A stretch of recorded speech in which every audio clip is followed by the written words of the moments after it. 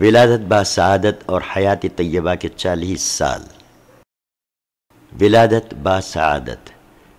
رسول اللہ صلی اللہ علیہ وسلم مکہ میں شیعہ بنی ہاشم کے اندر 9 ربیع الاول سن 1 عام الفیل یوم دوشنبہ کو صبح کے وقت پیدا ہوئے۔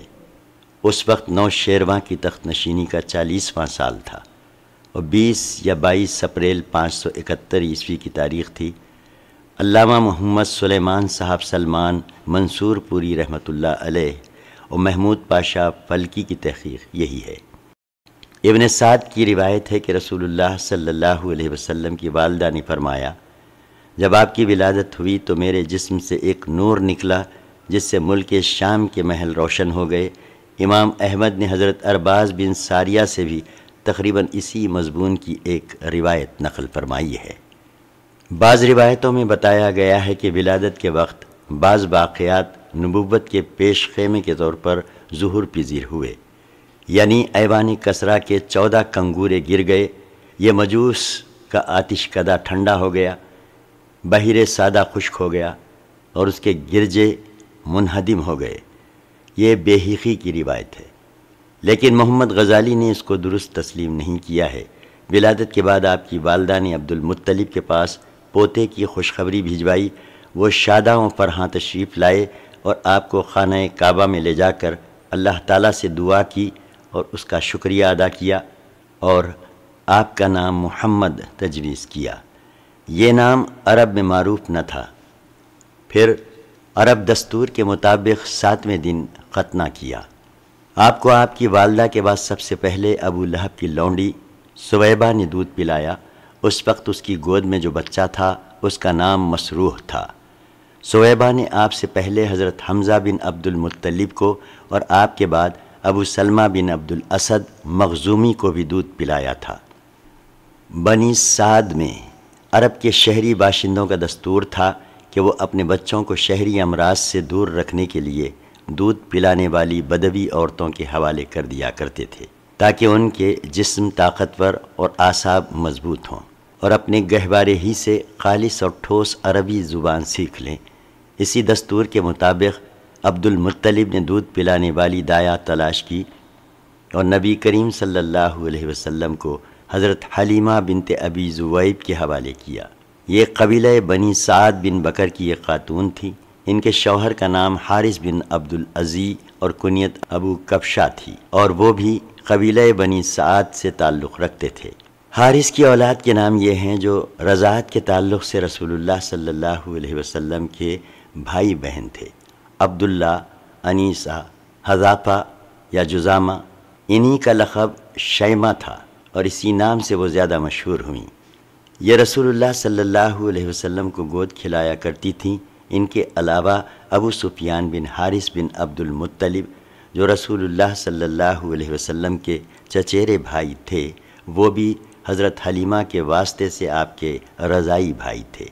آپ صلی اللہ علیہ وسلم کے چچا حضرت حمزہ بن عبد المطلب بھی دودھ پلانے کے لیے بنو سعد کی ایک عورت کے حوالے کیے گئے تھے۔ اس عورت نے بھی ایک دن جب رسول اللہ صلی اللہ علیہ وسلم حضرت حلیمہ کے پاس تھے آپ کو دودھ پلا دیا۔ اس طرح آپ اور حضرت حمزہ دوہرے رضائی بھائی ہو گئے، ایک سبیبہ کے تعلق سے اور دوسرے بنو سعد کی اس عورت کے تعلق سے۔ رضاعت کے دوران حضرت حلیمہ نے نبی کریم صلی اللہ علیہ وسلم کی برکت کے ایسے مناظر دیکھے کہ سراپائے حیرت رہ گئی۔ تفصیلات انہی کی زبانی سنیے۔ ابن اسحاق کہتے ہیں کہ حضرت حلیمہ رضی اللہ عنہا بیان کیا کرتی تھیں کہ وہ اپنے شوہر کے ساتھ اپنا ایک چھوٹا سا دودھ پیتا بچہ لے کر بنی سعد کی کچھ عورتوں کے قافلے میں اپنے شہر سے باہر دودھ پینے والے بچوں کی تلاش میں نکلیں۔ یہ قحط سالی کے دن تھے اور قحط نے کچھ باقی نہ چھوڑا تھا۔ میں اپنی ایک سفید گدھی پر سوار تھی اور ہمارے پاس ایک اونٹنی بھی تھی، لیکن بخدا اس سے ایک قطرہ دودھ نہ نکلتا تھا۔ ادھر بھوک سے بچہ اس قدر بلکتا تھا کہ ہم رات بھر سو نہیں سکتے تھے۔ نہ میرے سینے میں بچے کے لیے کچھ تھا، نہ اونٹنی اس کی خوراک دے سکتی تھی۔ بس ہم بارش اور خوشحالی کی آس لگائے بیٹھے تھے۔ میں اپنی گدھی پر سوار ہو کر چلی تو وہ کمزوری اور دبلے پن کے سبب اتنی سست رفتار نکلی کہ پورا قافلہ تنگ آ گیا۔ خیر، ہم کسی نہ کسی طرح دودھ پینے والے بچوں کی تلاش میں مکہ پہنچ گئے۔ پھر ہم میں سے کوئی عورت ایسی نہیں تھی جس پر رسول اللہ صلی اللہ علیہ وسلم کو پیش نہ کیا گیا ہو، مگر جب اسے بتایا جاتا کہ آپ صلی اللہ علیہ وسلم یتیم ہیں تو وہ آپ صلی اللہ علیہ وسلم کو لینے سے انکار کر دیتی، کیونکہ ہم بچے کے والد سے داد و دہش کی امید رکھتے تھے۔ ہم کہتے کہ یہ تو یتیم ہے، بھلا اس کی بیوہ ماں اور اس کے دادا کیا دے سکتے ہیں۔ بس یہی وجہ تھی کہ ہم آپ کو لینا نہیں چاہتے تھے۔ ادھر جتنی عورتیں میرے ہمراہ آئی تھیں سب کو کوئی نہ کوئی بچہ مل گیا، صرف مجھے کو نہ مل سکا۔ جب واپسی کی باری آئی تو میں نے اپنے شوہر سے کہا، خدا کی قسم مجھے اچھا نہیں لگتا کہ میری ساری سہیلیاں تو بچے لے لے کر جائیں اور تنہا میں کوئی بچہ لیے بغیر واپس جاؤں۔ میں جا کر اسی یتیم بچے کو لے لیتی ہوں۔ شوہر نے کہا، کوئی حرج نہیں، ممکن ہے اللہ اسی میں ہمارے لیے برکت دے۔ اس کے بعد میں نے جا کر بچہ لے لیا اور محض اس بنا پر لے لیا کہ کوئی اور بچہ نہ مل سکا۔ حضرت حلیمہ رضی اللہ عنہا کہتی ہیں کہ جب میں بچے کو لے کر اپنے ڈیرے پر واپس آئی اور اسے اپنی آغوش میں رکھا تو اس نے جس قدر چاہا دونوں سینے دودھ کے ساتھ اس پر امنڈ پڑے اور اس نے شکم سیر ہو کر پیا۔ اس کے ساتھ اس کے بھائی نے بھی شکم سیر ہو کر پیا۔ پھر دونوں سو گئے، حالانکہ اس سے پہلے ہم اپنے بچے کے ساتھ سو نہیں سکتے تھے۔ ادھر میرے شوہر اونٹنی دوہنے گئے تو دیکھا کہ اس کا تھن دودھ سے لبریز ہے۔ انہوں نے اتنا دودھ دوہا کہ ہم دونوں نے نہایت آسودہ ہو کر پیا اور بڑے آرام سے رات گزاری۔ ان کا بیان ہے کہ صبح ہوئی تو میرے شوہر نے کہا، حلیمہ خدا کی قسم تم نے ایک بابرکت روح حاصل کی ہے۔ میں نے کہا، مجھے بھی یہی توقع ہے۔ حلیمہ رضی اللہ عنہا کہتی ہیں کہ اس کے بعد ہمارا قافلہ روانہ ہوا۔ میں اپنی اسی خستہ حال گدھی پر سوار ہوئی اور اس بچے کو بھی اپنے ساتھ لیا، لیکن اب وہی گدھی خدا کی قسم پورے قافلے کو کاٹ کر اس طرح آگے نکل گئی کہ کوئی گدھا اس کا ساتھ نہ پکڑ سکا۔ یہاں تک کہ میری سہیلیاں مجھ سے کہنے لگیں، او ابو زویب کی بیٹی، ارے یہ کیا ہے، ذرا ہم پر مہربانی کر، آخر یہ تیری وہی گدھی تو ہے جس پر تو سوار ہو کر آئی تھی۔ میں کہتی، ہاں ہاں بخدا یہ وہی ہے۔ وہ کہتی اس کا یقیناً کوئی خاص معاملہ ہے۔ پھر ہم بنو سعد میں اپنے گھروں کو آ گئے۔ مجھے معلوم نہیں کہ اللہ کی روئے زمین کا کوئی خطہ ہمارے علاقے سے زیادہ قحط زدہ تھا، لیکن ہماری واپسی کے بعد میری بکریاں چرنے جاتیں تو آسودہ حال اور دودھ سے بھرپور واپس آتیں۔ ہم دوہتے اور پیتے، جبکہ کسی اور انسان کو دودھ کا ایک قطرہ بھی نصیب نہ ہوتا۔ ان کے جانوروں کے تھنوں میں دودھ سرے سے رہتا ہی نہ تھا، حتیٰ کہ ہماری قوم کے شہری اپنے چرواہوں سے کہتے کہ کمبختو، جانور وہیں چرانے لے جایا کرو جہاں ابو زویب کی بیٹی کا چرواہا لے جاتا ہے، لیکن تب بھی ان کی بکریاں بھوکی واپس آتیں، ان کے اندر ایک قطرہ دودھ نہ رہتا، جبکہ میری بکریاں آسودہ اور دودھ سے بھرپور پلٹتیں۔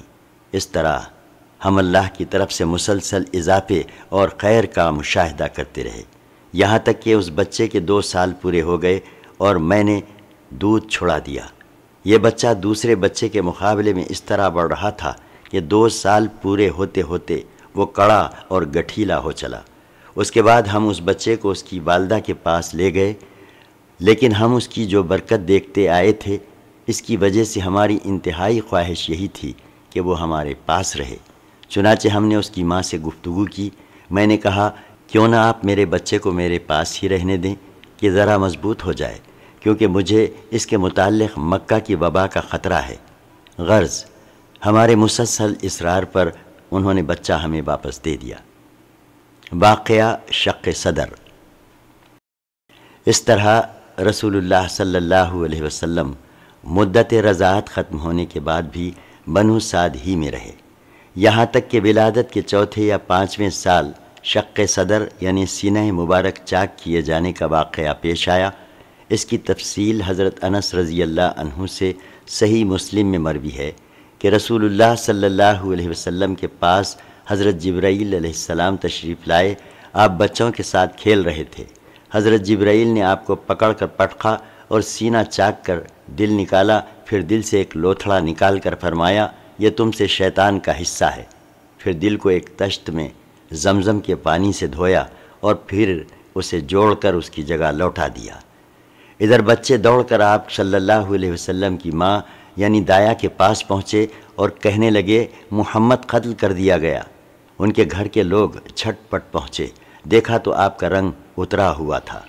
ماں کی آغوش محبت میں اس واقعے کے بعد حلیمہ رضی اللہ عنہا کو خطرہ محسوس ہوا اور انہوں نے آپ صلی اللہ علیہ وسلم کو آپ کی ماں کے حوالے کر دیا۔ چنانچہ آپ 6 سال کی عمر تک والدہ ہی کی آغوش محبت میں رہے۔ ادھر حضرت آمینہ کا ارادہ ہوا کہ وہ اپنے متوفی شوہر کی یاد وفا میں یثرب جا کر ان کی قبر کی زیارت کریں۔ چنانچہ وہ اپنے یتیم بچے محمد صلی اللہ علیہ وسلم، اپنی خادمہ ام ایمن اور اپنے سرپرست عبد المطلب کی معیت میں کوئی 500 کلومیٹر کی مسافت طے کر کے مدینہ تشریف لے گئیں اور وہاں 1 ماہ تک قیام کر کے واپس ہوئیں۔ لیکن ابھی ابتدائے راہ میں تھیں کہ بیماری نے آ لیا۔ پھر یہ بیماری شدت اختیار کرتی گئی، یہاں تک کہ مکہ اور مدینہ کے درمیان مقام ابوا میں پہنچ کر رحلت کر گئیں۔ دادا کے سائے شفقت میں بوڑھے عبد المطلب اپنے پوتے کو لے کر مکہ پہنچے۔ ان کا دل اپنے اس یتیم پوتے کی محبت اور شفقت کے جذبات سے تپ رہا تھا، کیونکہ اب اسے ایک نیا چرکا لگا تھا جس نے پرانے زخم کو کریت دیے تھے۔ عبد المطلب کے جذبات میں پوتے کے لیے ایسی رقت تھی کہ ان کی اپنی صلبی اولاد میں سے بھی کسی کے لیے ایسی رقت نہ تھی۔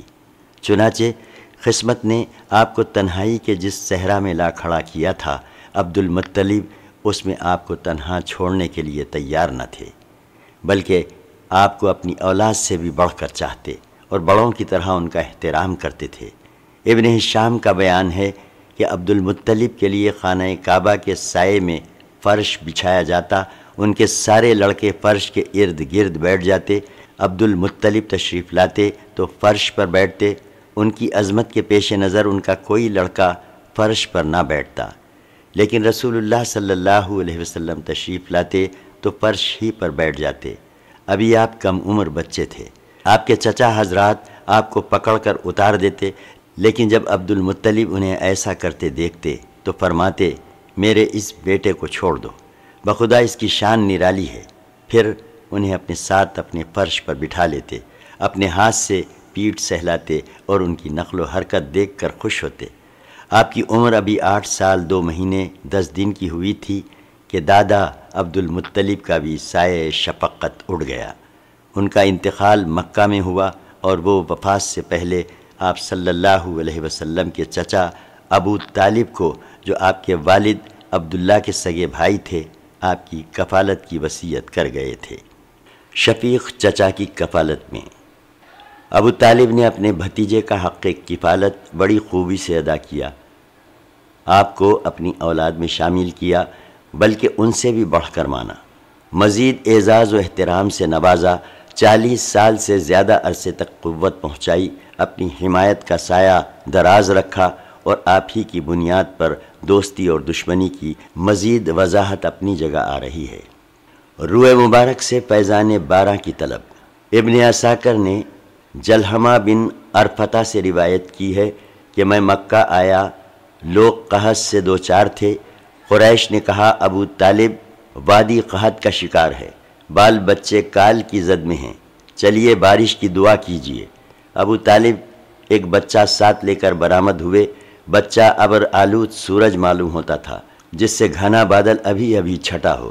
اس کے ارد گرد اور بھی بچے تھے۔ ابو طالب نے اس بچے کا ہاتھ پکڑ کر اس کی پیٹھ کعبے کی دیوار سے ٹیک دی۔ بچے نے ان کی انگلی پکڑ رکھی تھی۔ اس وقت آسمان پر بادل کا ایک ٹکڑا نہ تھا، لیکن دیکھتے دیکھتے ادھر ادھر سے بادل کی آمد شروع ہو گئی اور ایسی دھواں دار بارش ہوئی کہ وادی میں سیلاب آ گیا اور شہر و بیاباں شاداب ہو گئے۔ بعد میں ابو طالب نے اسی واقعے کی طرف اشارہ کرتے ہوئے محمد صلی اللہ علیہ وسلم کی مدحہ میں کہا تھا، جس کا اردو ترجمہ ہے، وہ خوبصورت ہیں، ان کے چہرے سے بارش کا فیضان طلب کیا جاتا ہے، یتیموں کے مابا اور بیواؤں کے محافظ ہیں۔ بحیرہ راہب بعض روایت کے مطابق جن کی اسنادی حیثیت مشکوک ہے، جب آپ کی عمر 12 برس اور ایک تفصیلی قول کے مطابق 12 برس 2 مہینے 10 دن کی ہو گئی تو ابو طالب آپ کو ساتھ لے کر تجارت کے لیے ملک شام کے سفر پر نکلے اور بصرہ پہنچے۔ بصرہ ملک شام کا ایک مقام اور حوران کا مرکزی شہر ہے۔ اس وقت یہ جزیرۃ العرب کے رومی مقبوضات کا دارالحکومت تھا۔ اس شہر میں جرجیس نامی ایک راہب رہتا تھا جو بحیرہ کے لقب سے معروف تھا۔ جب قافلے نے وہاں پڑاؤ ڈالا تو یہ راہب اپنے گرجا سے نکل کر قافلے کے اندر آیا اور اس کی میزبانی کی، حالانکہ اس سے پہلے وہ کبھی نہیں نکلتا تھا۔ اس نے رسول اللہ صلی اللہ علیہ وسلم کو آپ کے اوصاف کی بنا پر پہچان لیا اور آپ کا ہاتھ پکڑ کر کہا، یہ سید العالمین ہیں، اللہ انہیں رحمت للعالمین بنا کر بھیجے گا۔ ابو طالب نے کہا، آپ کو یہ کیسے معلوم ہوا؟ اس نے کہا، تم لوگ جب گھاٹی کے اس جانب نمودار ہوئے تو کوئی بھی درخت یا پتھر ایسا نہیں تھا جو سجدے کے لیے جھک نہ گیا ہو، اور یہ چیزیں نبی کے علاوہ کسی اور انسان کو سجدہ نہیں کرتی۔ پھر میں انہیں مہر نبوت سے پہچانتا ہوں جو کندھے کے نیچے کری یعنی نرم ہڈی کے پاس سیب کی طرح ہے، اور ہم انہیں اپنی کتابوں میں بھی پاتے ہیں۔ اس کے بعد بحیرہ راہب نے ابو طالب سے کہا کہ انہیں واپس کر دو، ملک شام نہ لے جاؤ کیونکہ یہود سے خطرہ ہے۔ اس پر ابو طالب نے بعض غلاموں کی معیت میں آپ کو مکہ واپس بھیج دیا۔ جنگ فجار، آپ کی عمر 15 برس کی ہوئی تو جنگ فجار پیش آئی۔ اس جنگ میں ایک طرف قریش اور ان کے ساتھ بنو کنانہ تھے اور دوسری طرف قیس عیلان تھے۔ قریش اور کنانہ کا کمانڈر حرب بن امیہ تھا، کیونکہ وہ اپنے سن و شرف کی وجہ سے قریش و کنانہ کے نزدیک بڑا مرتبہ رکھتا تھا۔ پہلے پہر کنانہ پر قیس کا پلہ بھاری تھا، لیکن دوپہر ہوتے ہوتے قیس پر کنانہ کا پلہ بھاری ہو گیا۔ اسے حرب فجار اس لیے کہتے ہیں کہ اس میں حرم اور حرام مہینے دونوں کی حرمت چاک کی گئی۔ اس جنگ میں رسول اللہ صلی اللہ علیہ وسلم بھی تشریف لے گئے تھے اور اپنے چچاؤں کو تیر تھماتے تھے۔ حلف الفضول، اس جنگ کے بعد ایک حرمت والے مہینے ذیقعد میں حلف الفضول پیش آئی۔ چند قبائل قریش یعنی بنی ہاشم، بنی مطلب، بنی اسد بن عبد العزیٰ، بنی زہرہ بن کلاب اور بنی تیم بن مرہ نے اس کا اہتمام کیا۔ یہ لوگ عبداللہ بن جدعان تیمی کے مکان پر جمع ہوئے کیونکہ وہ سن و شرف میں ممتاز تھا، اور آپس میں عہد و پیما کیا کہ مکہ میں جو بھی مظلوم نظر آئے گا، خواہ مکہ کا رہنے والا ہو یا کہیں اور کا، یہ سب اس کی مدد اور حمایت میں اٹھ کھڑے ہوں گے اور اس کا حق دلوا کر رہیں گے۔ اس اجتماع میں رسول اللہ صلی اللہ علیہ وسلم بھی تشریف فرما تھے اور بعد میں شرف رسالت سے مشرف ہونے کے بعد فرمایا کرتے تھے، میں عبداللہ بن جدعان کے مکان پر ایک ایسے معاہدے میں شریک تھا کہ مجھے اس کے عوض سرخ اونٹ بھی پسند نہیں، اور اگر دور اسلام میں اس عہد و پیما کے لیے مجھے بلایا جاتا تو میں لبیک کہتا۔ اس معاہدے کی روح عصبیت کی تہ سے اٹھنے والی جاہلی حمیت کے منافی تھی۔ اس معاہدے کا سبب یہ بتایا جاتا ہے کہ زبید کا ایک آدمی سامان لے کر مکہ آیا اور عاص بن وائل نے اس سے سامان خریدا، لیکن اس کا حق روک لیا۔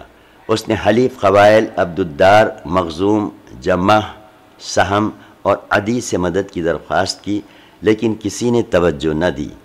اس کے بعد اس نے جبل ابو قبیس پر چڑھ کر بلند آواز سے چند اشعار پڑھے جن میں اپنی داستان مظلومیت بیان کی تھی۔ اس پر زبیر بن عبد المطلب نے دوڑ دھوپ کی اور کہا کہ یہ شخص بے یار و مددگار کیوں ہیں؟ ان کی کوشش سے اوپر ذکر کیے ہوئے قبائل جمع ہو گئے، پہلے معاہدہ طے کیا اور پھر عاص بن وائل سے اس زبیدی کا حق دلایا۔ جفا کشی کی زندگی۔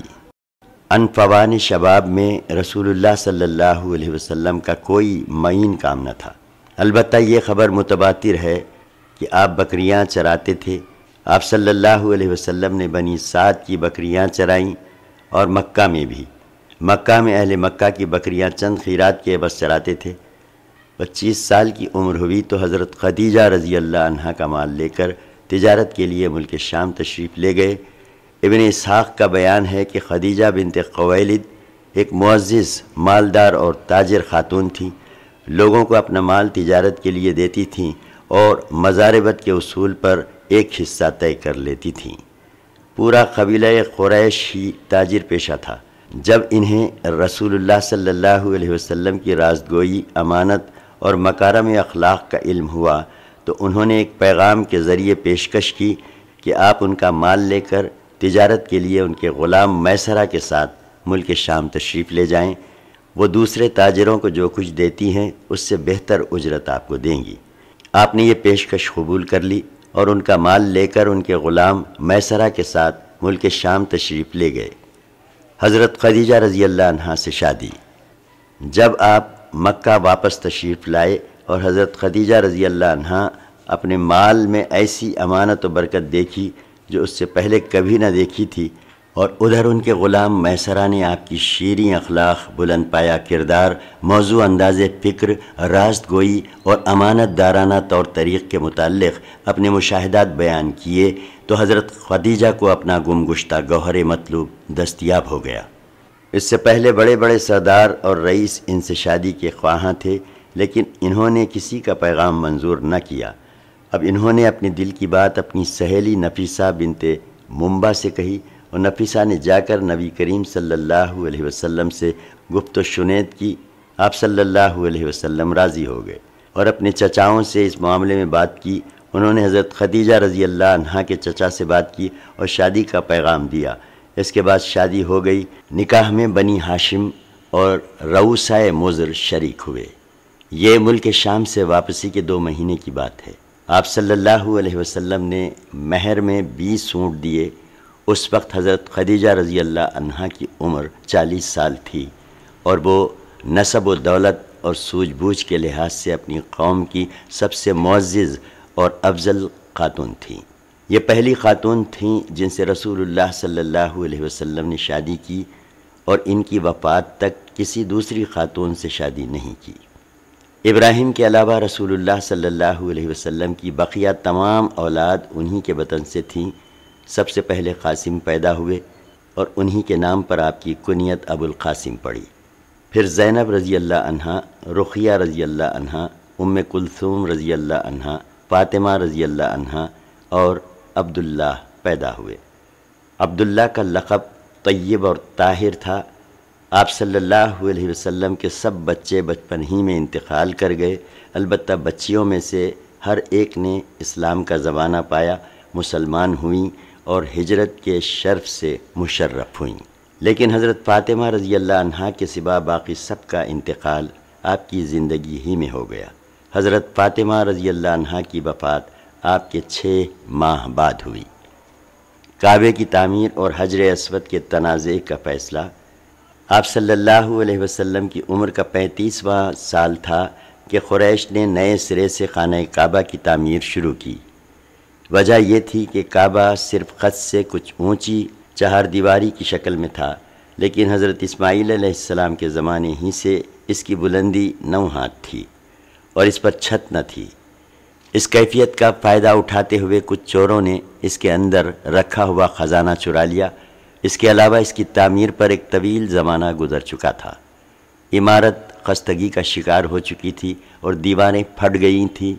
ادھر اسی سال ایک زوردار سیلاب آیا جس کے بہاؤ کا رخ خانہ کعبہ کی طرف تھا۔ اس کے نتیجے میں خانہ کعبہ کسی بھی لمحے ڈھہ سکتا تھا، اس لیے قریش مجبور ہو گئے کہ اس کا مرتبہ و مقام برقرار رکھنے کے لیے اسے ازسر نو تعمیر کریں۔ اس مرحلے پر قریش نے یہ متفقہ فیصلہ کیا کہ خانہ کعبہ کی تعمیر میں صرف حلال رقم ہی استعمال کریں گے۔ اس میں رنڈی کی اجرت، سود کی دولت اور کسی کا ناحق لیا ہوا مال استعمال نہیں ہونے دیں گے۔ نئی عمارت کے لیے پرانی عمارت کو ڈھانا ضروری تھا، لیکن کسی کو ڈھانے کی جرأت نہیں ہوتی تھی۔ بالآخر ولید بن مغیرہ مخزومی نے ابتدا کی۔ جب لوگوں نے دیکھا کہ اس پر کوئی آفت نہیں ٹوٹی تو باقی لوگوں نے بھی ڈھانا شروع کیا، اور جب قواعد ابراہیم تک ڈھا چکے تو تعمیر کا آغاز کیا۔ تعمیر کے لیے الگ الگ ہر قبیلے کا حصہ مقرر تھا اور ہر قبیلے نے علیحدہ علیحدہ پتھر کے ڈھیر لگا رکھے تھے۔ تعمیر شروع ہوئی۔ باخوم نامی ایک رومی معمار نگران تھا، اور جب عمارت حجر اسود تک بلند ہو چکی تو یہ جھگڑا اٹھ کھڑا ہوا کہ حجر اسود کو اس کی جگہ رکھنے کا شرف و امتیاز کسے حاصل ہو۔ یہ جھگڑا 4-5 روز تک جاری رہا اور رفتہ رفتہ اس قدر شدت اختیار کر گیا کہ معلوم ہوتا تھا کہ سرزمین حرم میں سخت خون خرابہ ہو جائے گا۔ لیکن ابو امیہ مخزومی نے یہ کہہ کر فیصلے کی ایک صورت پیدا کر دی کہ مسجد حرام کے دروازے سے جو شخص پہلے داخل ہو اسے اپنے جھگڑے کا حکم مان لیں۔ لوگوں نے یہ تجویز منظور کر لی۔ اللہ کی مشیت کہ اس کے بعد سب سے پہلے رسول اللہ صلی اللہ علیہ وسلم تشریف لائے۔ لوگوں نے آپ کو دیکھا تو چیخ پڑے، محمد صلی اللہ علیہ وسلم، یہ امین ہیں، ہم ان سے راضی ہیں، یہ محمد صلی اللہ علیہ وسلم ہیں۔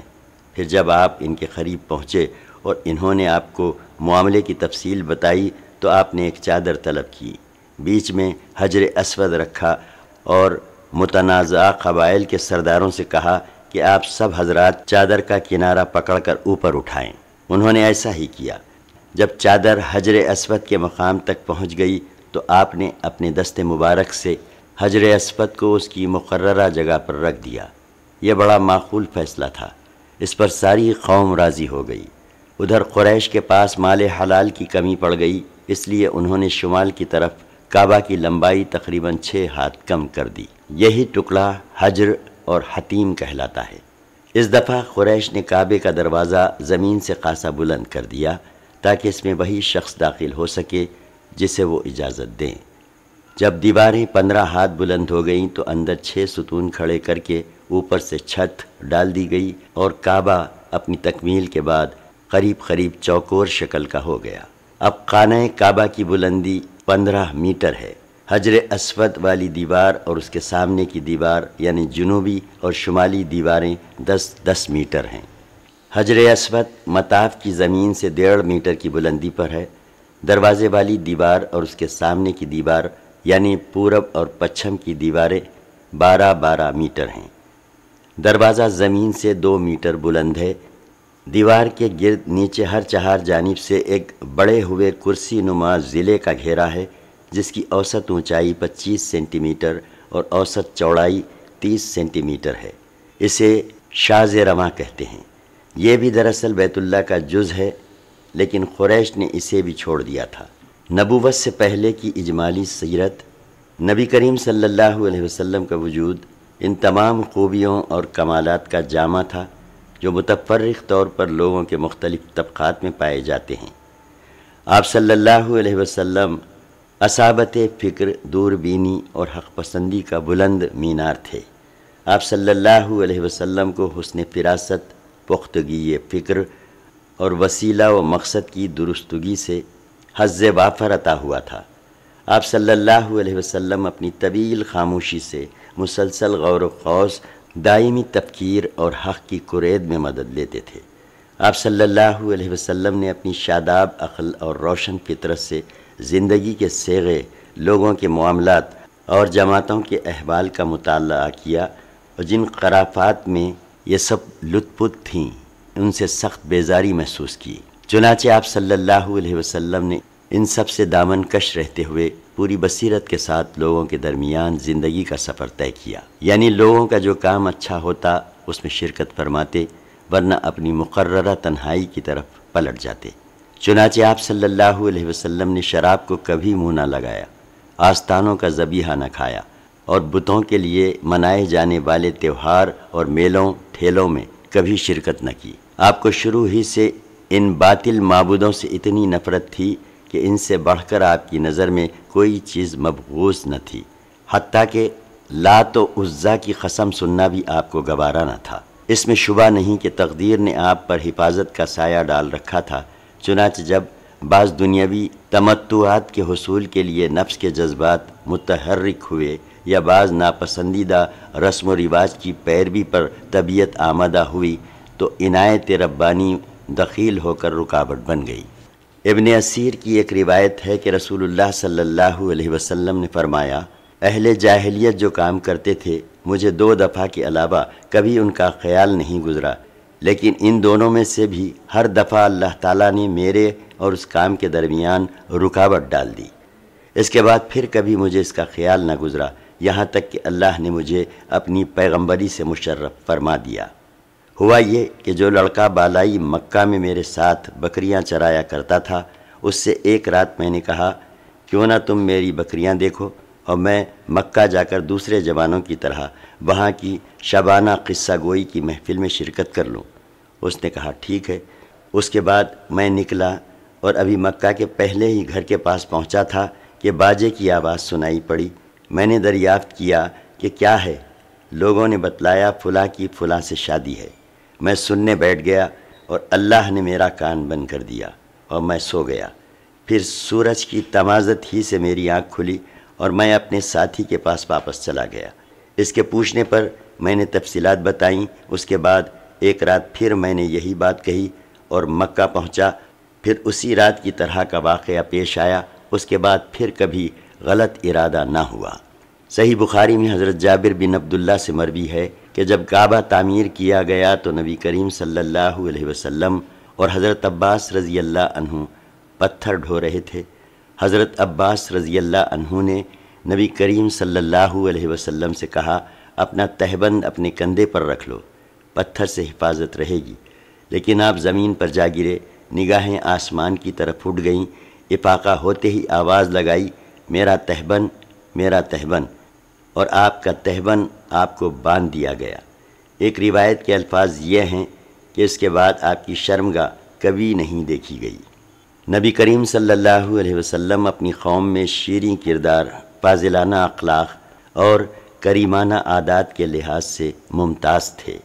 چنانچہ آپ سب سے زیادہ بامروت، سب سے خوش اخلاق، سب سے معزز ہمسایہ، سب سے بڑھ کر دور اندیش، سب سے زیادہ راست گو، سب سے نرم پہلو، سب سے زیادہ پاک نفس، خیر میں سب سے زیادہ کریم، سب سے نیک عمل، سب سے بڑھ کر پابند عہد اور سب سے بڑے امانت دار تھے۔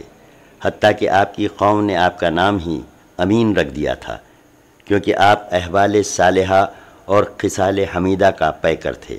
اور جیسا کہ حضرت خدیجہ رضی اللہ عنہا کی شہادت ہے، آپ صلی اللہ علیہ وسلم درماندوں کا بوجھ اٹھاتے تھے، تہی دستوں کا بندوبست فرماتے تھے، مہمان کی میزبانی کرتے تھے اور مصائب حق میں اعانت فرماتے تھے۔ عہد نبوت اور حیات طیبہ کا مکی دور۔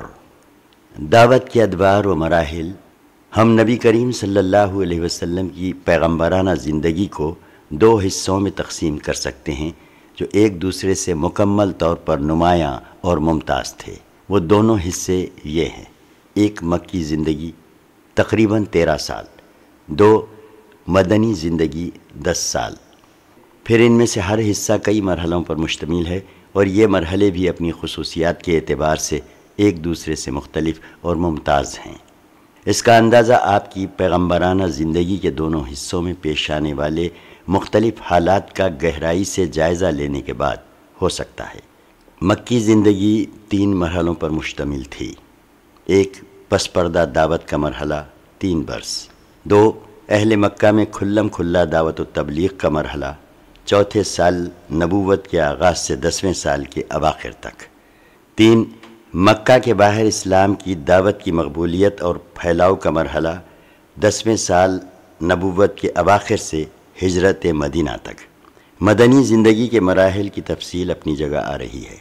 نبوت و رسالت کی چھاؤں میں غار حرا کے اندر رسول اللہ صلی اللہ علیہ وسلم کی عمر شریف جب 40 برس کے قریب ہو چلی اور اس دوران آپ صلی اللہ علیہ وسلم کے اب تک کے تعاملات نے قوم سے آپ صلی اللہ علیہ وسلم کا ذہنی اور فکری فاصلہ بہت وسیع کر دیا تھا، تو آپ صلی اللہ علیہ وسلم کو تنہائی محبوب ہو گئی۔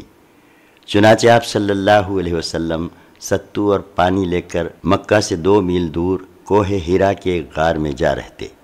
یہ ایک مختصر سا غار ہے جس کا طول 4 گز اور عرض 1.25 گز ہے۔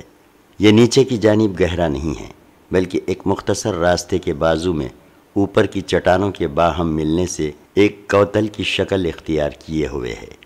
آپ صلی اللہ علیہ وسلم جب یہاں تشریف لے جاتے تو حضرت خدیجہ رضی اللہ عنہا بھی آپ صلی اللہ علیہ وسلم کے ہمراہ جاتی اور قریب ہی کسی جگہ موجود رہتی۔ آپ صلی اللہ علیہ وسلم رمضان بھر اس غار میں قیام فرماتے، آنے جانے والے مسکینوں کو کھانا کھلاتے اور بقیہ اوقات اللہ تعالیٰ کی عبادت میں گزارتے۔ کائنات کے مشاہد اور ان کے پیچھے کار فرما قدرت نادرہ پر غور فرماتے۔ آپ صلی اللہ علیہ وسلم کو اپنی قوم کی لچر پوچ شرکیہ عقائد اور واہیات تصورات پر بالکل اطمینان نہ تھا، لیکن آپ صلی اللہ علیہ وسلم کے سامنے کوئی واضح راستہ، معین طریقہ اور افراط و تفریط سے ہٹی ہوئی کوئی ایسی راہ نہ تھی جس پر آپ صلی اللہ علیہ وسلم اطمینان و انشراح قلب کے ساتھ رواں دواں ہو سکتے۔ نبی کریم صلی اللہ علیہ وسلم کی یہ تنہائی پسندی بھی در حقیقت اللہ تعالیٰ کی تدبیر کا ایک حصہ تھی۔ اس طرح اللہ تعالیٰ آپ کو آنے والے کار عظیم کے لیے تیار کر رہا تھا۔ در حقیقت جس روح کے لیے بھی یہ مقدر ہو کہ وہ انسانی زندگی کے حقائق پر اثر انداز ہو کر اس کا رخ بدل ڈالے، اس کے لیے ضروری ہے کہ زمین کے مشاغل زندگی کے شور اور لوگوں کے چھوٹے چھوٹے ہم و غم کی دنیا سے کٹ کر کچھ عرصے کے لیے الگ تھلگ اور خلوت نشین رہے۔ ٹھیک اسی سنت کے مطابق جب اللہ تعالیٰ نے محمد صلی اللہ علیہ وسلم کو امانت کبریٰ کا بوجھ اٹھانے، روئے زمین کو بدلنے اور خط تاریخ کو موڑنے کے لیے تیار کرنا چاہا تو رسالت کی ذمہ داری عائد کرنے سے 3 سال پہلے آپ صلی اللہ علیہ وسلم کے لیے خلوت نشینی مقدر کر دی۔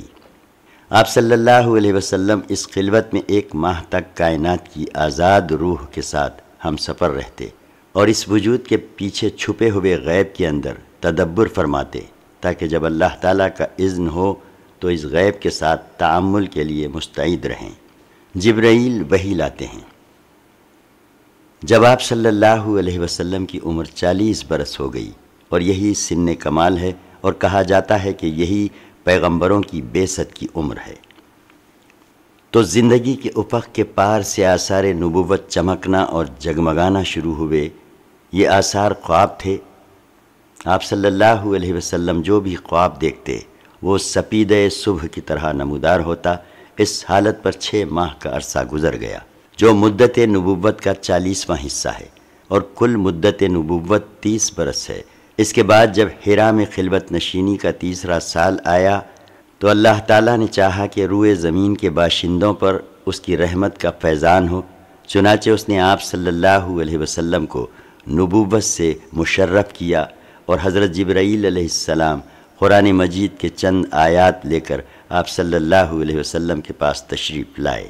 دلائل و قرآن پر ایک جامع نگاہ ڈال کر حضرت جبرائیل علیہ السلام کی تشریف آوری کی اس واقعے کی تاریخ معین کی جا سکتی ہے۔ ہماری تحقیق کے مطابق یہ واقعہ رمضان المبارک کی 21 تاریخ کو دوشنبے کی رات میں پیش آیا۔ اس روز اگست کی 10 تاریخ تھی اور 610 عیسوی تھا۔ قمری حساب سے نبی کریم صلی اللہ علیہ وسلم کی عمر 40 سال 6 مہینے 12 دن اور شمسی حساب سے 39 سال 3 مہینے 22 دن تھے۔ آئیے اب ذرا حضرت خدیجہ رضی اللہ عنہا کی زبانی اس واقعے کی تفصیلات سنیں۔ یہ انوار لاہوت کا ایک ایسا شعلہ تھا جس سے کفر و ضلالت کی تاریکیاں چھٹتی چلی گئی، یہاں تک کہ زندگی کی رفتار بدل گئی اور تاریخ کا رخ پلٹ گیا۔ حضرت خدیجہ رضی اللہ عنہا فرماتی ہیں، رسول اللہ صلی اللہ علیہ وسلم پر وحی کی ابتدا نیند میں اچھے خواب سے ہوئی۔ آپ صلی اللہ علیہ وسلم جو بھی خواب دیکھتے تھے وہ سپید صبح کی طرح نمودار ہوتا تھا۔ پھر آپ صلی اللہ علیہ وسلم کو تنہائی محبوب ہو گئی، چنانچہ آپ صلی اللہ علیہ وسلم غار حرا میں خلوت اختیار فرماتے اور کئی رات گھر تشریف لائے بغیر مصروف عبادت رہتے۔ اس کے لیے آپ صلی اللہ علیہ وسلم توشہ لے جاتے، پھر توشہ ختم ہونے پر حضرت خدیجہ رضی اللہ عنہا کے پاس واپس آتے اور تقریباً اتنے ہی دنوں کے لیے پھر توشہ لے جاتے، یہاں تک کہ آپ صلی اللہ علیہ وسلم کے پاس حق آیا اور آپ صلی اللہ علیہ وسلم غار حرا میں تھے، یعنی آپ صلی اللہ علیہ وسلم کے پاس فرشتہ آیا اور اس نے کہا پڑھو۔ آپ صلی اللہ علیہ وسلم نے فرمایا میں پڑھا ہوا نہیں ہوں۔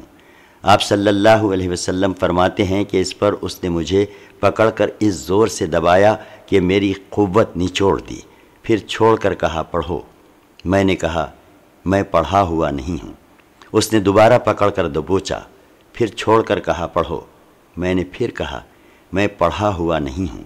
اس نے تیسری بار پکڑ کر دبوچا، پھر چھوڑ کر کہا اقرأ بسم ربک الذی خلق، خلق الانسان من علق، اقرأ وربک الاکرم سے لے کر علم الانسان ما لم یعلم تک نازل ہوئیں۔ پڑھو اپنے رب کے نام سے جس نے پیدا کیا انسان کو لوتھڑے سے پیدا کیا، پڑھو تمہارا رب نہایت کریم ہے۔ ان آیات کے ساتھ رسول اللہ صلی اللہ علیہ وسلم پلٹے۔ آپ صلی اللہ علیہ وسلم کا دل دھک دھک کر رہا تھا۔ حضرت خدیجہ رضی اللہ عنہا بنت خویلد کے پاس تشریف لائے اور فرمایا مجھے چادر اڑا دو، مجھے چادر اڑا دو۔ انہوں نے آپ صلی اللہ علیہ وسلم کو چادر اڑا دی، یہاں تک کہ خوف جاتا رہا۔ اس کے بعد آپ صلی اللہ علیہ وسلم نے حضرت خدیجہ رضی اللہ عنہا کو واقعے کی اطلاع دیتے ہوئے فرمایا یہ مجھے کیا ہو گیا ہے، مجھے تو اپنی جان کا ڈر لگتا ہے۔ حضرت خدیجہ رضی اللہ عنہا نے کہا قطعاً نہیں، بخدا آپ صلی اللہ علیہ وسلم کو اللہ تعالیٰ رسوا نہ کرے گا۔ آپ صلی اللہ علیہ وسلم صلہ رحمی کرتے ہیں، درماندوں کا بوجھ اٹھاتے ہیں، تہ دستوں کا بندوبست کرتے ہیں، مہمان کی میزبانی کرتے ہیں اور حق کے مصائب پر اعانت کرتے ہیں۔ اس کے بعد حضرت خدیجہ رضی اللہ عنہا آپ صلی اللہ علیہ وسلم کو اپنے چچیرے بھائی ورقہ بن نوفل بن اسد بن عبد العزیٰ کے پاس لے گئیں۔ ورقہ دور جاہلیت میں عیسائی ہو گئے تھے اور عبرانی میں لکھنا جانتے تھے، چنانچہ عبرانی زبان میں حسب توفیق الہی انجیل لکھتے تھے۔ اس وقت بہت بوڑھے اور نابینا ہو چکے تھے۔ ان سے حضرت خدیجہ رضی اللہ عنہا نے کہا بھائی جان آپ اپنے بھتیجے کی بات سنیں۔ ورقہ نے کہا بھتیجے تم کیا دیکھتے ہو؟ رسول اللہ صلی اللہ علیہ وسلم نے جو کچھ دیکھا تھا بیان فرما دیا۔ اس پر ورقہ نے آپ صلی اللہ علیہ وسلم سے کہا یہ تو وہی ناموس ہے جسے اللہ نے موسیٰ پر نازل کیا تھا، کاش میں اس وقت توانا ہوتا، کاش میں اس وقت زندہ ہوتا جب آپ صلی اللہ علیہ وسلم کی قوم آپ صلی اللہ علیہ وسلم کو نکال دے گی۔ رسول اللہ صلی اللہ علیہ وسلم نے فرمایا اچھا تو کیا یہ لوگ مجھے نکال دیں گے؟ ورقہ نے کہا ہاں، جب بھی کوئی آدمی اس طرح کا پیغام لایا جیسا تم لائے ہو تو اس سے ضرور دشمنی کی گئی، اور اگر میں نے تمہارا زمانہ پا لیا تو تمہاری زبردست مدد کروں گا۔ اس کے بعد ورقہ جلد ہی فوت ہو گئے اور وہی رک گئی۔ طبری اور ابن ہشام کی روایت سے معلوم ہوتا ہے کہ آپ اچانک وحی کی آمد کے بعد غار حرا سے نکلے تو پھر واپس آ کر اپنی بقیہ مدت قیام پوری کی، اس کے بعد مکہ تشریف لائے۔ طبری کی روایت سے آپ کے نکلنے کے سبب پر بھی روشنی پڑتی ہے۔ روایت یہ ہے رسول اللہ صلی اللہ علیہ وسلم نے وحی کی آمد کا تذکرہ کرتے ہوئے فرمایا اللہ کی مخلوق میں شاعر اور پاگل سے بڑھ کر میرے نزدیک کوئی قابل نفرت نہ تھا۔ میں شدت نفرت سے ان کی طرف دیکھنے کی تاب نہ رکھتا تھا۔ اب جو وحی آئی تو میں نے اپنے جی میں کہا یہ ناکارہ یعنی خود آپ شاعر یا پاگل ہے، میرے بارے میں قریش ایسی بات کبھی نہ کہہ سکیں گے۔ میں پہاڑ کی چوٹی پر جا رہا ہوں، وہاں سے اپنے آپ کو نیچے لڑکا دوں گا اور اپنا خاتمہ کر لوں گا اور ہمیشہ کے لیے راحت پا جاؤں گا۔ آپ صلی اللہ علیہ وسلم فرماتے ہیں کہ میں یہی سوچ کر نکلا، جب بیچ پہاڑ پر پہنچا تو آسمان سے ایک آواز سنائی دی، اے محمد صلی اللہ علیہ وسلم تم اللہ کے رسول ہو اور میں جبرائیل ہوں۔ آپ صلی اللہ علیہ وسلم کہتے ہیں کہ میں نے آسمان کی طرف اپنا سر اٹھایا تو دیکھا جبرائیل ایک آدمی کی شکل میں افق کے اندر پاؤں جمائے کھڑے ہیں اور کہہ رہے ہیں کہ اے محمد صلی اللہ علیہ وسلم تم اللہ کے رسول ہو اور میں جبرائیل ہوں۔ آپ صلی اللہ علیہ وسلم فرماتے ہیں کہ میں وہیں ٹھہر کر جبرائیل کو دیکھنے لگا اور اس شغل نے مجھے میرے ارادے سے غافل کر دیا۔ اب میں نہ آگے جا رہا تھا نہ پیچھے، البتہ اپنا چہرہ آسمان کے افق میں گھما رہا تھا اور اس کے جس گوشے پر بھی میری نظر پڑتی تھی جبرائیل اسی طرح دکھائی دیتے تھے۔ میں مسلسل کھڑا رہا، نہ آگے بڑھ رہا تھا نہ پیچھے، یہاں تک کہ خدیجہ رضی اللہ عنہا نے میری تلاش میں اپنے قاصد بھیجے اور وہ مکہ تک جا کر پلٹ آئے، لیکن میں اپنی جگہ کھڑا رہا۔ پھر جبرائیل علیہ السلام چلے گئے اور میں بھی اپنے اہل خانہ کی طرف پلٹ آیا اور خدیجہ رضی اللہ عنہا کے پاس پہنچ کر ان کی ران کے پاس انہی پر ٹیک لگا کر بیٹھ گیا۔ انہوں نے کہا، ابو القاسم آپ کہاں تھے؟ بخدا میں نے آپ کی تلاش میں آدمی بھیجے اور وہ مکہ تک جا کر واپس آ گئے۔ اس کے جواب میں نے جو کچھ دیکھا تھا انہیں بتا دیا۔ انہوں نے کہا، آپ خوش ہو جائیے اور آپ ثابت قدم رہیے، اس ذات کی قسم جس کے قبضے میں میری جان ہے، میں امید کرتی ہوں کہ آپ صلی اللہ علیہ وسلم اس امت کے نبی ہوں گے۔ اس کے بعد وہ ورقہ بن نوفل کے پاس گئیں، انہیں ماجرا سنایا۔ انہوں نے کہا، قدوس قدوس، اس ذات کی قسم جس کے ہاتھ میں ورقہ کی جان ہے، ان کے پاس وہی ناموس اکبر آیا ہے جو موسیٰ کے پاس آیا کرتا تھا۔ یہ اس امت کے نبی ہیں، ان سے کہو ثابت قدم رہیں۔ اس کے بعد حضرت خدیجہ رضی اللہ عنہا نے واپس آ کر آپ صلی اللہ علیہ وسلم کو ورقہ کی بات بتائی۔ پھر جب رسول اللہ صلی اللہ علیہ وسلم نے ہیرا میں اپنا قیام پورا کر لیا اور مکہ تشریف لائے تو آپ صلی اللہ علیہ وسلم سے ورقہ نے ملاقات کی اور آپ صلی اللہ علیہ وسلم کی زبانی تفصیلات سن کر کہا، اس ذات کی قسم جس کے ہاتھ میں میری جان ہے، آپ صلی اللہ علیہ وسلم اس امت کے نبی ہیں۔ آپ صلی اللہ علیہ وسلم کے پاس وہی ناموس اکبر آیا ہے جو موسیٰ کے پاس آیا تھا۔ وحی کی بندش۔ رہی یہ بات کہ وحی کتنے دنوں تک بند رہی، تو اس سلسلے میں ابن سعد نے ابن عباس رضی اللہ عنہ سے ایک روایت نقل کی ہے، جس کا مفاد یہ ہے کہ یہ بندش چند دنوں کے لیے تھی اور سارے پہلوؤں پر نظر ڈالنے کے بعد یہی بات راجح بلکہ یقینی معلوم ہوتی ہے۔ اور یہ جو مشہور ہے کہ وحی کی بندش 3 سال یا 2.5 سال تک رہی، تو یہ قطعاً صحیح نہیں ہے، البتہ یہاں دلائل پر بحث کی گنجائش نہیں۔ وحی کی اس بندش کے عرصے میں رسول اللہ صلی اللہ علیہ وسلم حزین و غمگین رہے اور آپ پر حیرت و استعجاب طاری رہا، چنانچہ صحیح بخاری کتاب التعبیر کی روایت میں ہے، وحی بند ہو گئی، جس سے رسول اللہ صلی اللہ علیہ وسلم اس قدر غمگین ہوئے کہ کئی بار بلند و بالا پہاڑ کی چوٹیوں پر تشریف لے گئے کہ وہاں سے لڑک جائیں، لیکن جب کسی پہاڑ کی چوٹی پر پہنچتے کہ اپنے آپ کو لڑکا لیں تو حضرت جبرائیل علیہ السلام نمودار ہوتے اور فرماتے، اے محمد صلی اللہ علیہ وسلم، آپ اللہ کے رسول برحق ہیں۔ اس کی وجہ سے آپ کا اضطراب تھم جاتا، نفس کو قرار آ جاتا اور آپ واپس آ جاتے۔ پھر جب آپ صلی اللہ علیہ وسلم پر وحی کی بندش طول پکڑ جاتی تو آپ پھر اسی جیسے کام کے لیے نکلتے، لیکن جب پہاڑ کی چوٹی پر پہنچتے تو حضرت جبرائیل علیہ السلام نمودار ہو کر پھر وہی بات دہراتے۔ جبرائیل علیہ السلام دوبارہ وحی لاتے ہیں۔ حافظ ابن حجر رحمۃ اللہ علیہ فرماتے ہیں کہ یہ یعنی وحی کی چند روزہ بندش اس لیے تھی تاکہ آپ صلی اللہ علیہ وسلم پر جو خوف طاری ہو گیا تھا وہ رخصت ہو جائے اور دوبارہ وحی کی آمد کا شوق و انتظار پیدا ہو جائے۔ چنانچہ جب حیرت کے سائے سکڑ گئے، حقیقت کے نقوش پختہ ہو گئے اور نبی کریم صلی اللہ علیہ وسلم کو یقینی طور پر معلوم ہو گیا کہ آپ صلی اللہ علیہ وسلم خدائے بزرگ و برتر کے نبی ہو چکے ہیں اور آپ کے پاس جو شخص آیا تھا وہ وحی کا سفیر اور آسمانی خبر کا ناقل ہے، اور اس طرح وحی کے لیے آپ صلی اللہ علیہ وسلم کا شوق و انتظار اس بات کا ضامن ہو گیا کہ آئندہ وحی کی آمد پر آپ صلی اللہ علیہ وسلم ثابت قدم رہیں گے اور اس بوجھ کو اٹھا لیں گے۔ تو حضرت جبرائیل علیہ السلام دوبارہ تشریف لائے۔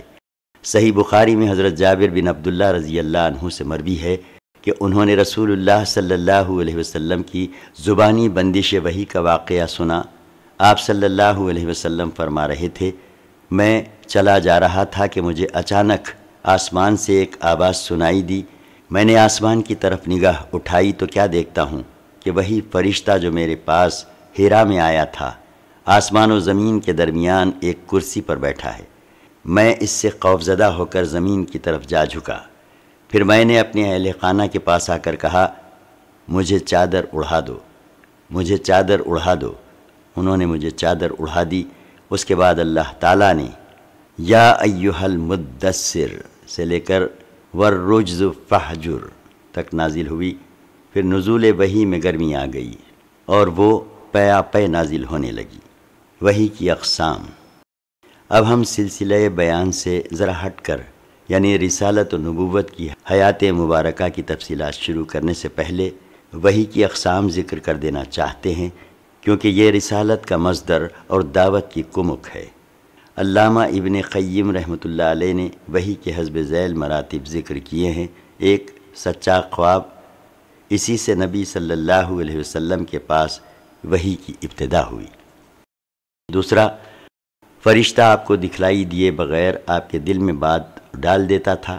مثلا نبی کریم صلی اللہ علیہ وسلم کا ارشاد ہے، اِنَّ روح القدسی سے لے کر لا ینال الا بطاعتی۔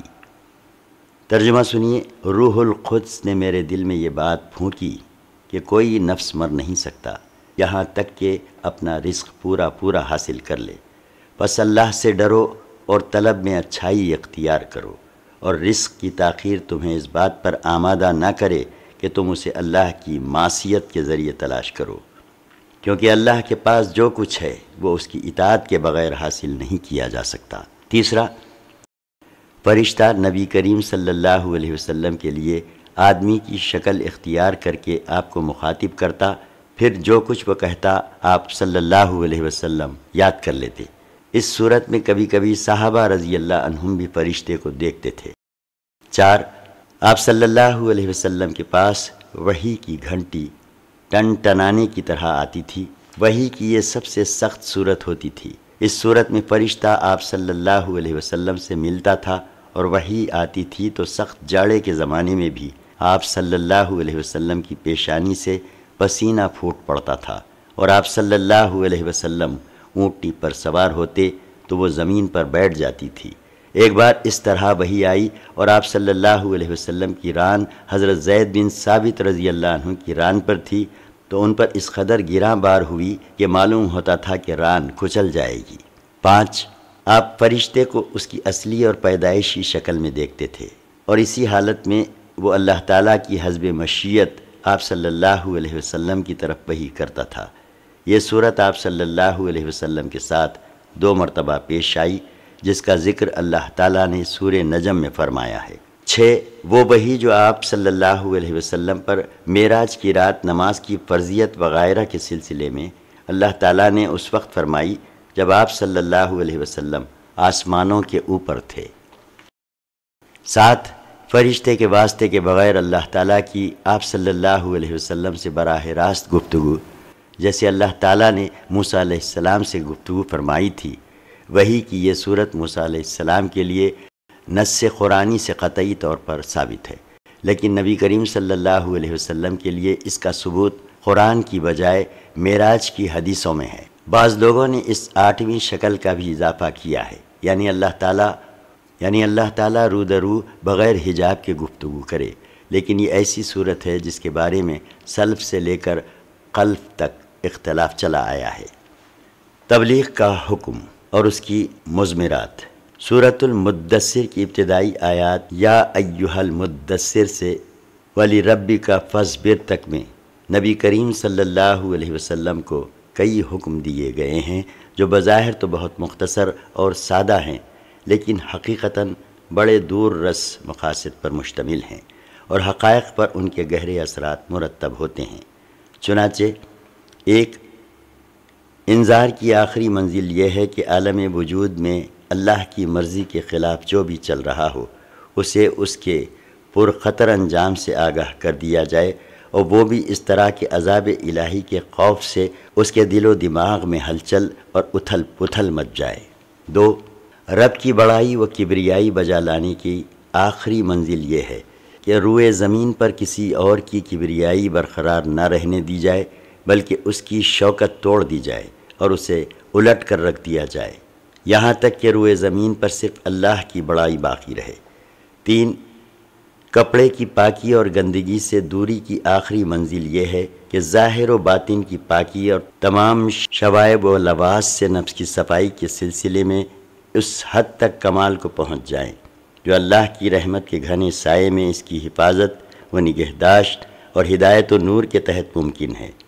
یہاں تک کہ انسانی معاشرے کا ایسا اعلیٰ ترین نمونہ بن جائیں کہ آپ کی طرف تمام قلب سلیم کھنچتے چلے جائیں اور آپ صلی اللہ علیہ وسلم کی ہیبت و عظمت کا احساس تمام کج دلوں کو ہو جائے، اس طرح ساری دنیا موافقت یا مخالفت میں آپ صلی اللہ علیہ وسلم کے گرد مرتکز ہو جائے۔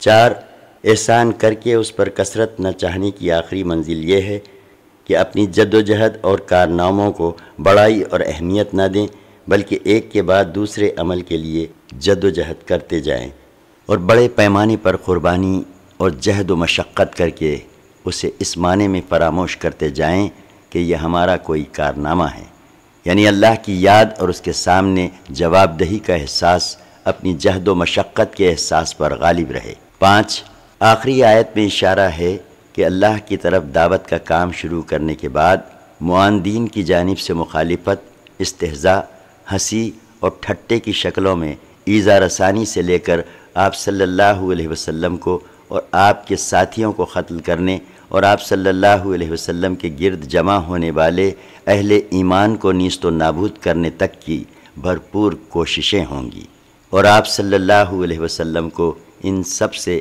سابقہ پیش آئے گا۔ اس صورت میں آپ صلی اللہ علیہ وسلم کو بڑی پامردی اور پختگی سے صبر کرنا ہوگا، وہ بھی اس لیے نہیں کہ اس صبر کے بدلے کسی حظ نفسانی کے حصول کی توقع ہو، بلکہ محض اپنے رب کی مرضی اور اس کے دین کی سربلندی کے لیے۔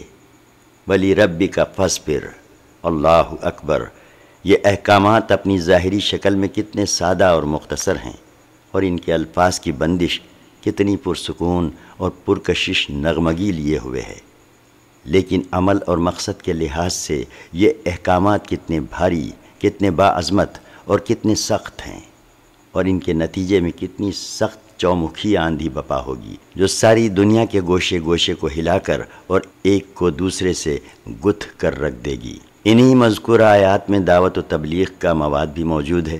انذار کا مطلب ہی یہ ہے کہ بنی آدم کے کچھ اعمال ایسے ہیں جن کا انجام برا ہے، اور یہ سب کو معلوم ہے کہ اس دنیا میں لوگوں کو نہ تو ان کے سارے اعمال کا بدلہ دیا جاتا ہے اور نہ دیا جا سکتا ہے۔ اس لیے انذار کا ایک تقاضا یہ بھی ہے کہ دنیا کے دنوں کے علاوہ ایک دن ایسا بھی ہونا چاہیے جس میں ہر عمل کا پورا پورا اور ٹھیک ٹھیک بدلہ دیا جا سکے۔ یہی قیامت کا دن، جزا کا دن اور بدلے کا دن ہے۔ پھر اس دن بدلہ دیے جانے کا لازمی تقاضا ہے کہ ہم دنیا میں جو زندگی گزار رہے ہیں اس کے علاوہ بھی ایک زندگی ہو۔ بقیہ آیات میں بندوں سے یہ مطالبہ کیا گیا ہے کہ وہ توحید خالص اختیار کریں، اپنے سارے معاملات اللہ کو سونپ دیں اور اللہ کی مرضی پر نفس کی خواہش اور لوگوں کی مرضی کو تج دیں۔ اس طرح دعوت و تبلیغ کے مواد کا خلاصہ یہ ہوا: الف توحید، ب یوم آخرت پر ایمان، جیم تزکیہ نفس کا اہتمام، یعنی انجام بد تک لے جانے والے گندے اور فحش کاموں سے پرہیز اور فضائل و کمالات اور اعمال خیر پر کاربند ہونے کی کوشش، دال اپنے سارے معاملات کی اللہ کو حوالگی و سپردگی، لام پھر اس سلسلے کی آخری کڑی یہ ہے کہ یہ سب کچھ نبی کریم صلی اللہ علیہ وسلم کی رسالت پر ایمان لا کر آپ صلی اللہ علیہ وسلم کی باعظمت قیادت اور رشد و ہدایت سے لبریز فرمودات کی روشنی میں انجام دیا جائے۔ پھر ان آیات کا مطلع اللہ بزرگ و برتر کی آواز میں ایک آسمانی ندا پر مشتمل ہے، جس میں نبی کریم صلی اللہ علیہ وسلم کو اس عظیم و جلیل کام کے لیے اٹھنے اور نیند کی چادر پوشی اور بستر کی گرمی سے نکل کر جہاد و کفاح اور سعی و مشقت کے میدان میں آنے کے لیے کہا گیا ہے۔ یا ایھا المدثر قم فانذر، اے چادر پوش اٹھ اور ڈرا۔ گویا یہ کہا جا رہا ہے کہ جسے اپنے لیے جینا ہے وہ تو راحت کی زندگی گزار سکتا ہے، لیکن آپ صلی اللہ علیہ وسلم جو اس زبردست بوجھ کو اٹھا رہے ہیں، تو آپ صلی اللہ علیہ وسلم کو نیند سے کیا تعلق؟ آپ صلی اللہ علیہ وسلم کو راحت سے کیا سروکار؟ آپ صلی اللہ علیہ وسلم کو گرم بستر سے کیا مطلب؟ پرسکون زندگی سے کیا نسبت؟ راحت بخش ساز و سامان سے کیا واسطہ؟ آپ صلی اللہ علیہ وسلم اٹھ جائیے اس کار عظیم کے لیے جو آپ صلی اللہ علیہ وسلم کا منتظر ہے، اس بار گراں کے لیے جو آپ صلی اللہ علیہ وسلم کی خاطر تیار ہے۔ اٹھ جائیے جہد و مشقت کے لیے، تکان اور محنت کے لیے۔ اٹھ جائیے کہ اب نیند اور راحت کا وقت گزر چکا، اب آج سے پیہم بیداری ہے اور طویل پرمشقت جہاد ہے۔ اٹھ جائیے اور اس کام کے لیے مستعد اور تیار ہو جائیے۔ یہ بڑا عظیم اور پرہیبت کلمہ ہے۔ اس نے نبی کریم صلی اللہ علیہ وسلم کو پرسکون گھر، گرم آغوش، نرم بستر سے کھینچ کر تند طوفانوں اور تیز جکڑوں کے درمیان اتاہ سمندر میں پھینک دیا اور لوگوں کی ضمیر اور زندگی کے حقائق کی کشاکش کے درمیان لا کھڑا کیا۔ پھر رسول اللہ صلی اللہ علیہ وسلم اٹھ گئے اور 20 سال سے زیادہ عرصے تک اٹھے رہے۔ راحت و سکون تج دیا، زندگی اپنے لیے اور اہل و عیال کے لیے نہ رہی۔ آپ صلی اللہ علیہ وسلم اٹھے تو اٹھے ہی رہے۔ کام اللہ کی طرف دعوت دینا تھا۔ آپ نے یہ کمر توڑ بار گراں اپنے شانے پر کسی دباؤ کے بغیر اٹھا لیا۔ یہ بوجھ تھا، اس روئے زمین پر امانت کبریٰ کا بوجھ، ساری انسانیت کا بوجھ، سارے عقیدے کا بوجھ اور مختلف میدانوں میں جہاد و دفاع کا بوجھ۔ آپ نے 20 سال سے زیادہ عرصے تک پیہم اور ہماگیر معرکہ آرائی میں زندگی بسر کی، اور اس پورے عرصے میں یعنی جب سے آپ صلی اللہ علیہ وسلم نے وہ آسمانی ندائے جلیل سنی اور یہ گراں بار ذمہ داری پائی، آپ کو کوئی ایک حالت کسی دوسری حالت سے غافل نہ کر سکی۔ اللہ آپ صلی اللہ علیہ وسلم کو ہماری طرف سے اور ساری انسانیت کی طرف سے بہترین جزا دے۔ اگلے صفحات رسول اللہ صلی اللہ علیہ وسلم کے اسی طویل ازر پرمشقت جہاد کا ایک مختصر سا خاکہ ہیں۔ پہلا مرحلہ، کاوش تبلیغ، خفیہ دعوت کے 3 سال۔ یہ معلوم ہے کہ مکہ دین عرب کا مرکز تھا، یہاں کعبہ کے پاسبان بھی تھے اور ان بتوں کے نگہبان بھی جنہیں پورا عرب تقدیس کی نظر سے دیکھتا تھا۔ اس لیے کسی دور افتادہ مقام کی بنسبت مکہ میں مقصد اصلاح تک رسائی ذرا زیادہ دشوار تھی۔ یہاں ایسی عظیمت درکار تھی جسے مصائب و مشکلات کے جھٹکے اپنی جگہ سے نہ ہلا سکیں۔ اس کیفیت کے پیش نظر حکمت کا تقاضا تھا کہ پہل دعوت و تبلیغ کا کام پس پردہ انجام دیا جائے تاکہ اہل مکہ کے سامنے اچانک ایک ہیجان خیز صورتحال نہ آ جائے۔